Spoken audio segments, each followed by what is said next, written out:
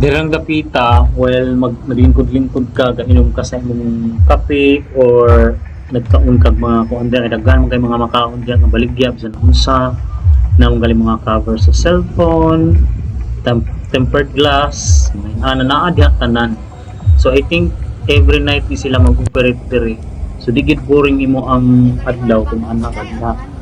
Dire nga part, naa ni siya sa skina dapit nga mura ni siya nga area diri nga makakaon kag mga inana like barbecues.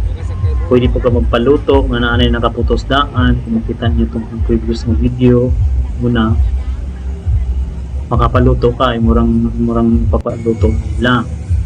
So muna ni akong ganahan kay gimingaw mong ko kaning tawag ani shrimp. So ang akong gipaluto is shrimp saka unong kapuso.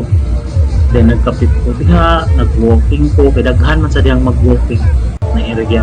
Paingon dito sa tumod kataas, magkain siya nga 40 ay. Ambot mo sa kay kuha na ni plano aning nila nga. Grabe mga kataas, wala pa mo man gusto mo.